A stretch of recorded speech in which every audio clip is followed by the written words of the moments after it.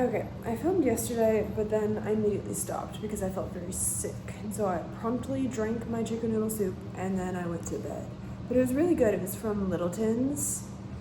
And I often feel personally victimized by their soup section because every time I go there for chicken noodle soup, they don't have it. But yesterday was a miracle and they did have it. Also, I decided that I'm going to talk during these videos because it's less weird than me staring at myself, which is less weird than me actively evading eye contact. So I guess I'm just gonna have to think of things to say. Senna, thank you. Senna is joining us at the counter. But that won't be hard to think of things to say because if all else fails, I'm always thinking about Taylor Swift. For example, this afternoon I was thinking about how people say that her lyrics are just her listening things, which I don't think is a valid criticism because then what are the Smiths doing when they say I was looking for a job and then I found a job? Like, that's very profound, thank you. It's a good song, but it's not a criticism that I would accept. Actually, okay, yesterday, no, I can't talk about this yet. I haven't synthesized my thoughts yet, but I did watch The Brutalist finally. Joe Alwyn appeared. I didn't know he was in the movie. I could have looked at the cast, but I didn't, and I almost didn't recognize him. But he plays a very good villain. So that was great. And it took me a moment to dissociate Adrian Brody from his character in Midnight in Paris. He played a very great Salvador Dali. I should watch that movie again. I watch that movie quite often, actually. But it's my favorite movie of all time, so that seems justified.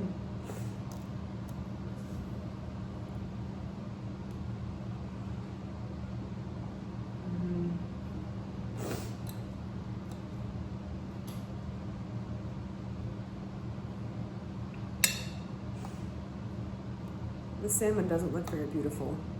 My salmon 2 days ago actually looked very nice, and I wanted to post it on Instagram. I want to post my food more on Instagram because sometimes I plate it very nicely and I'm very proud of it, but then I think to myself, nobody cares. Nobody cares what your yogurt bowl looks like, but I care, and that matters. Because my Instagram is for me. Audience of one.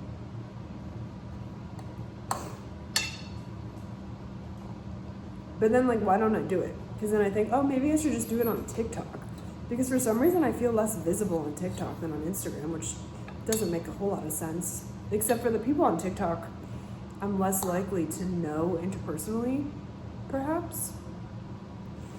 But I don't even think that I know a lot of the people on my Instagram interpersonally, which is fine because I don't derive most of my valuable time spent with others on social media, which goes back to the point, why do I care what they think of my yogurt bowls if I want to post them? Because I make them with my favorite cereals of so many different shapes. Somebody's barking outside.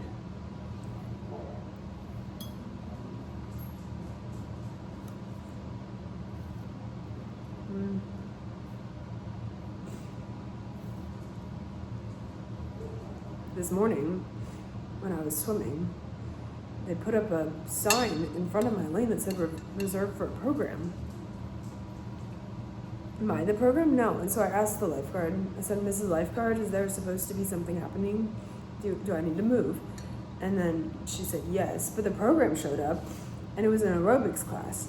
And none of them were doing what the aerobics teacher was instructing them to do.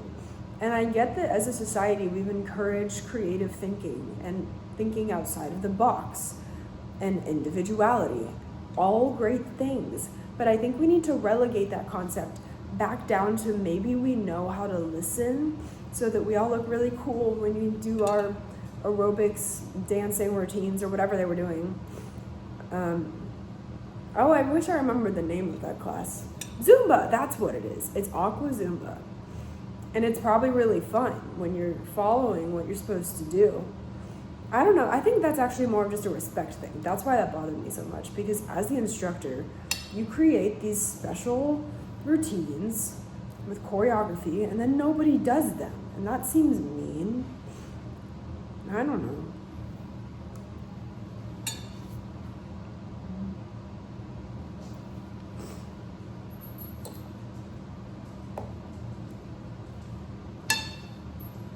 need to decide if I'm moving. Which then actually makes me think about the brutalist, because that was one reflection that I've thought about a bit since yesterday, which is that people had the freedom to migrate to America. And now I'm not talking like open border policy stuff here. I'm just talking like in other countries.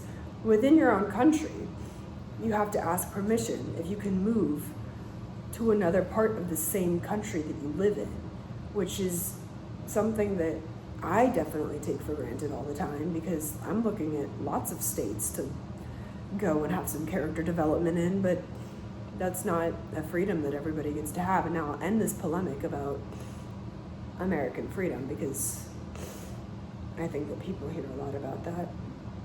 Except it's good to be mindful, a word that's rather hackneyed, overused, and it shouldn't be. Well, hi Sarah, you're a boy. Oh, hello. What was I talking about? Oh, mindfulness. It's a good concept. The word is misused. What was that? What was I talking about before that? Oh, moving. Yeah, in your own country, they'll say you're not aligning with our homologous ideology. Go away. And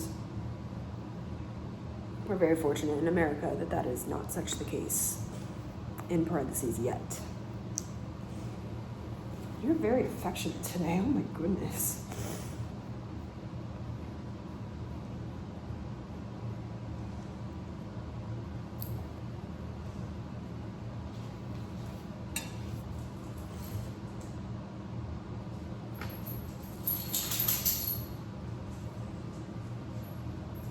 This is a question I could probably Google, but I was thinking about people that take Ubers to the hospital, and I want to know what the limitation is, because if you have a kidney stone, that could be appropriate. But anything that's, I don't know, like your limb is falling off, like I don't think an Uber is the right situation. But again, I understand why you would take one, because then you don't pay for the ambulance, which is a systemic problem, and somebody should fix that. But my question is that if somebody takes an Uber and the Uber driver designates them as emergency vehicle worthy, do they still have to pay for the emergency vehicle as the patient, because it wasn't voluntary? I would assume so, because that's how most things work. I don't know.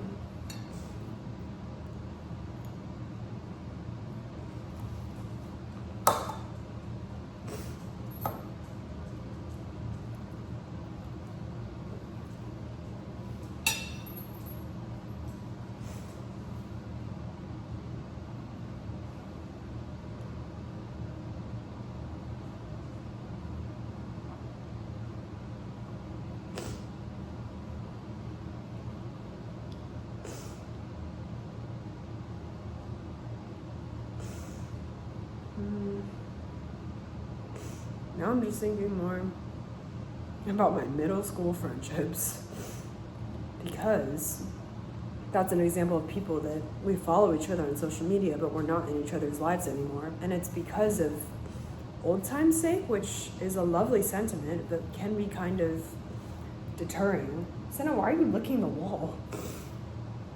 Because I still think of those people as people with opinions that I value, which is strange, because even as a middle schooler, reflecting on those friendships, they weren't mutually authentic.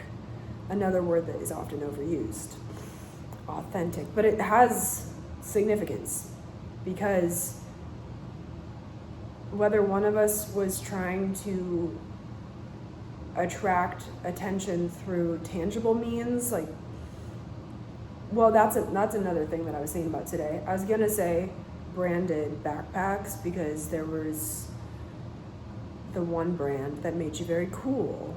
Another word that almost has no meaning because it's overused in a lot of contexts, but the hypothetical definition of cool was defined by a backpack brand when I was 11, or a pencil case that matched the backpack, or a style of boots, or the North Face jacket, of course. There were so many brand things that would get you friends, but those friends weren't typically able to do both, where they would like your jacket and also be compatible as friends, because if they're only talking to you because you guys have the same jacket, that's the only thing you're going to talk about. And as those middle school friendships progressed into high school, that was still true, and I noticed I had less and less in common with those people, which made me feel kind of rejected. But then I was like, maybe we just value different things, and that's okay, because it was on both sides. So it wasn't like I didn't care about brand names, because I was enlightened and amazing, because I definitely cared about brand names when I was younger. And it still takes a lot for me not to care about brand names, because I see sweatshirts, like the branded sweatshirt, another epidemic, the branded sweatshirt epidemic, they're really cute and I want one, but then I can't justify it to myself because it just says someone's last name. And I love the way it looks, but that's not my last name. And it's really expensive for a sweatshirt. And I'm sure they make it with really high quality materials, I would hope. And it fits like it says it will. And it's perfect in every single way. But I don't know what I would wear it with. Like, I don't know if I would even wear it out of the house. Now I'm just trying to figure out a way for me to justify buying a Park sweatshirt, because I love them. I like that they come in so many colors. I like the font. There's nothing much else about the sweatshirt aside from the font and the colors. That's the only thing that makes it distinct from any other sweatshirt. But I want one, but I'm not gonna buy one just because it says somebody else's last name. But again, I don't want one that says my last name, because now that's just like, I don't know, egotistical. Maybe it's not. No, it's not, because people have those from family reunions, and that's not problematic. That's adorable. You know?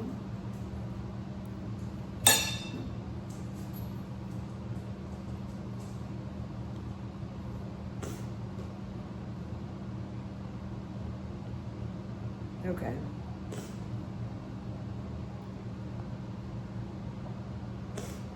I think I need to make tea, and Senna needs to go outside, and Saoirse will probably follow, and then we'll go to bed. And tomorrow, maybe if I'm not better, I'll get Littleton's chicken noodle soup again. Probably not, though. But it did taste very homemade. Their pasta tasted homemade. The chicken was freshly pulled from the rotisserie, so it appeared, yeah. And for dessert, I really enjoy these Honey Mamas chocolates.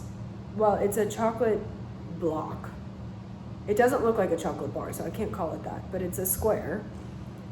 And I don't know how to describe the texture or any part of it, so that's really helpful. But I like them, and they come in a lot of different flavors. And their seasonal one right now is cherry hazelnut. And then their other semi-seasonal one that they say is seasonal, but I don't think it is, and I think they're just saying that so that they can sell more, which is perfectly fine, is red raspberry. And to be honest, I cannot detect the red raspberry, but I have that one in my refrigerator, and I'm going to taste it again. And then these other things I like for dessert are Hail Mary something something cups. They come in multiple flavors as well. I think that I have a lemon pie one, and they're little tiny dots. No, they're much bigger than that. They're the size of 3/4 put together, and they have a pie crust. Did I already say that? They're miniature pies is what is happening. I'll have one of those perhaps. I often like to have cereal for dessert as well, because I love 7 Sundays cereal, and I didn't want to like it because I have this inner conflict that actually doesn't matter, but it's related to buying brands that are the bougie versions of things, because then I say that out loud and it's like, oh, you're admitting to buying the bougie version. What do you think about yourself? And it's like, actually nothing. I really enjoy the shape of this. And probably it has less sugar than normal cereal, but that's not something that I would want to tell someone, because I don't like to shame people for buying sugary cereal, because that's none of my business. And I like sugary cereal. Well, it's kind of hard to know which ones have a lot of sugar, but I guess that's the problem. However, 7 Sundays cereal for dessert is very excellent, especially the maple sea salt one with chocolate chips. And sometimes yogurt and berries and granola and whatever else I have, so that I can plate it to look nice and post it on my Instagram at some point. Maybe.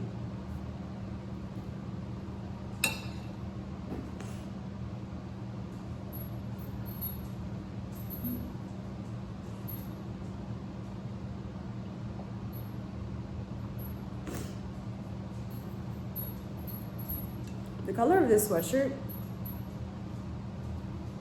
is kind of indescribable to me, aside from construction worker.